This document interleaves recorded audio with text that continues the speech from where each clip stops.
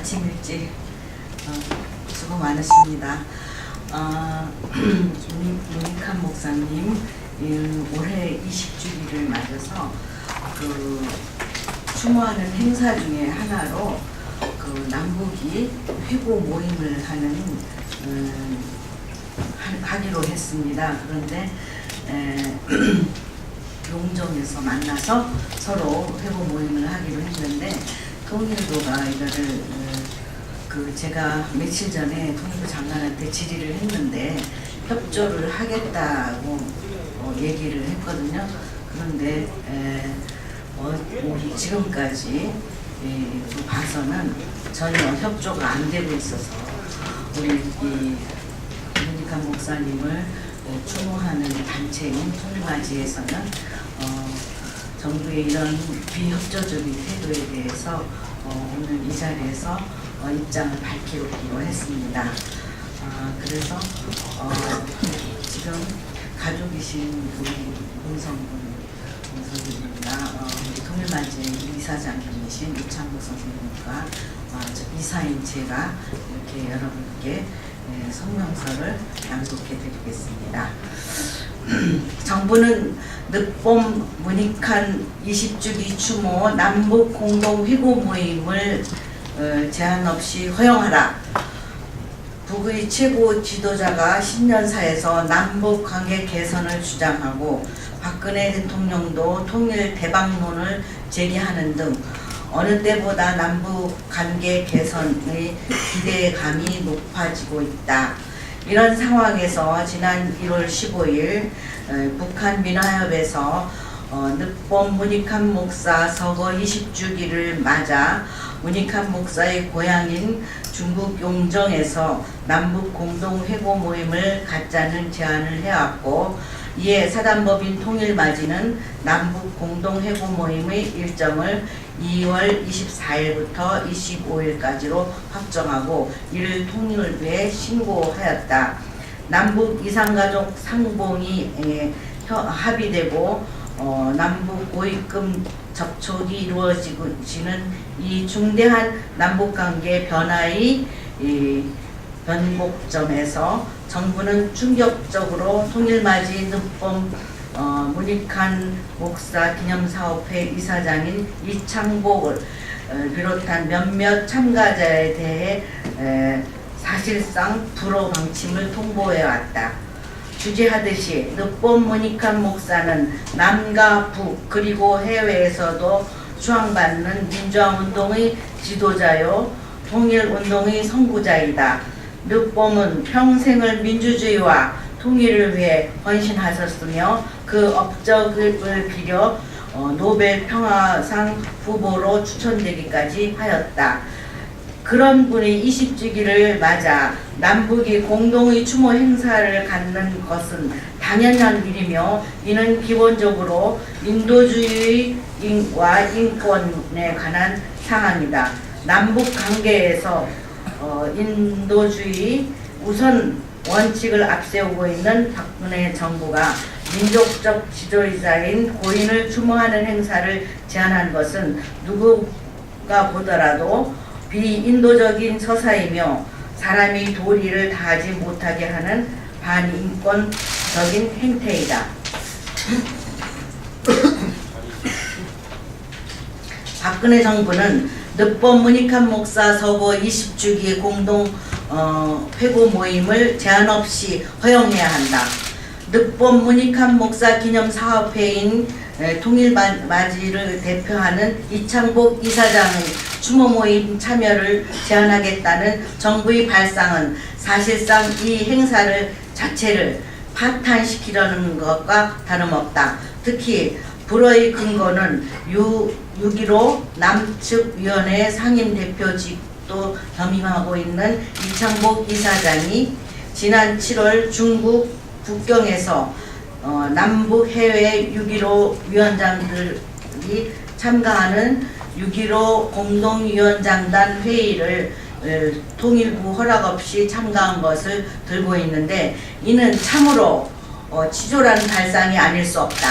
당시 이창복 이사장은 정부의 수차례 걸쳐 민간 교류 확대 차원에서 참가 허용을 간곡하게 요청했음에도 불구하고 아무 이유도 없이 불허하였고, 이에 이창복 이사장 등 당국 회담이 무산된 상황에서 민간의 교류라도 이어가야 한다는 절박한 심정으로 출국을 강행한 것이었다. 이 사안에 대해 정부는 이미 과태료 처분을 내렸고, 그 처분에 대해 많은 항변과 법적 조치가 가능했음에도 불구하고 기꺼이 수용하고 과태료를 납부하였다. 그럼에도 불구하고 그 사안을 이유로 회고 모임 주최자인 이창복 이사장 등 참석을 불허하는 것은 기본적으로 이중처벌이며 법과 규정 어디에도 없는 괘씸죄 적용이라고 볼 수밖에 없다. 한편으로는 인도주의를 강조하면서 이산가족 상봉을 추진하고, 다른 편으로는 추모 행사조차 가로막는 비인도적인 이중성을 보이는 정부 신뢰를 스스로 떨어뜨리는 일이다. 박근혜 정부는 남북 관계 발전만이 아니라 정부와 민간 사이의 신뢰 증진을 위해서라도 이번 추모 행사를 제한 없이 허용해야 한다. 2014년 2월 20일 사단법인 통일맞이 늑봄 문익환 목사 기념사업회. 이사장님 말씀하세요. 통일맞이 이사장 이창복입니다.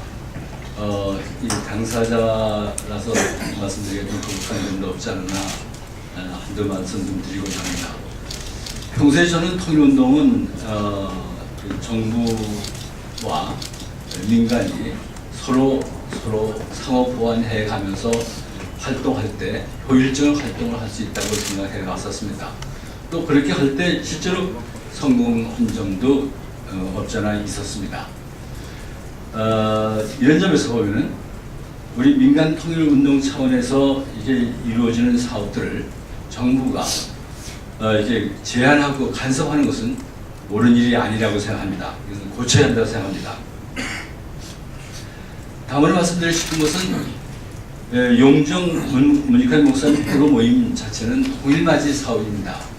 또 이것은 상당한 그 인도주의적인 측면에서 보람된 일뿐만 아니라 문 목사님의 행적과 사상을 오늘 이 시기에 다시 되살리는 것은 우리 후손들에게 큰 의미가 있는 일임에도 불구하고 그것마저 못하게 한다고 하는 것은 이것은 대단히 정부가 월권하는 일이 아닌가 이렇게 생각을 해봤습니다. 따라서 정부는 이 일에 대해서 제한 없이 허용하고 아니 더 나아가서 협조할 수 있는 데까지 발전할 수 있으면 더욱 좋지 않을까 생각을 해봅니다. 언론 여러분, 이러한 저들의 충정을 많은 국민들께 가감없이 전달될 수 있도록 도와주시길 부탁드립니다. 고맙습니다. 네. 지금 금강산에서 이산가족 만남이 이루어지고 있습니다. 그런데 기자분들 기억하실지 모르겠는데 남북 간의 이산가족 만남을 추진합시다. 이렇게 최초로 합의한 사람이 문익환 목사입니다. 89년 김일성 주석과의 통찰의 만남에서 문익환 목사는 북쪽의 고려 연방제 주장에 대해서 이해하는데 외교와 국방을 어떻게 당장 합칠 수가 있겠느냐. 우리는 이념으로 분단됐고 전쟁을 치른 나라이다. 그러니 그렇게 하지 말고 일단 사람들이 죽어가니 이산가족부터 만나고 문화와 경제 교류를 해나갑시다.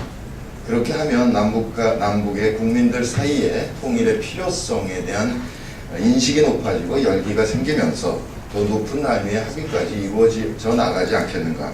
이렇게 설득했고 그 힘으로 그 이후에 남북 기본합의서라든지 남북 공동응원단, 탁구 단일팀, 남북 이산가족 만남 등등이 이루어졌습니다. 그런데 금강산에서 이산가족 모임이 이루어지면서 대신 세상 떠난 지 20주기 추모 모임을 이렇게 불허하는 것을 보면서 매우 안타깝고 또 걱정스럽습니다. 그 박근혜 대통령께서 연초에 통일이 대박이다 이렇게 얘기를 하셨고 김무성 의원께서 그걸 받아서 무력 통일이나 흡수 통일의 길이 아니라 점진적인 경제 통합의 길로 가야 한다라고 얘기를 했습니다.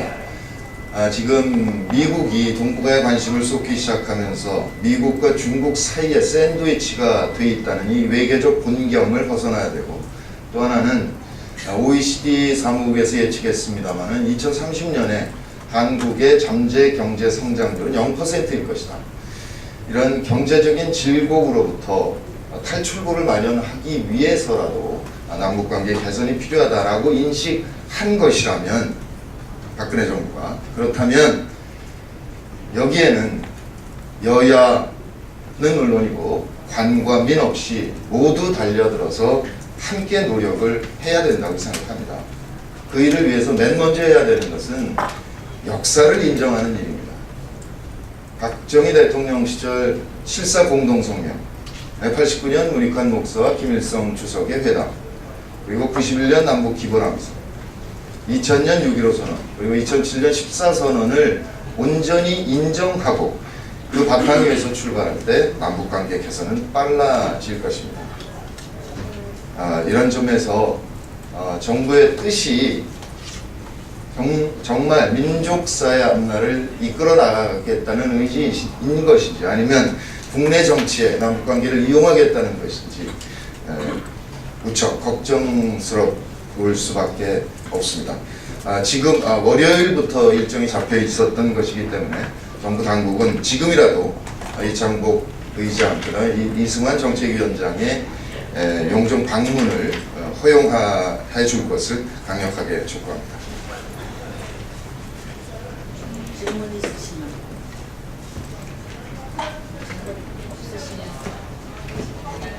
부탁합니다.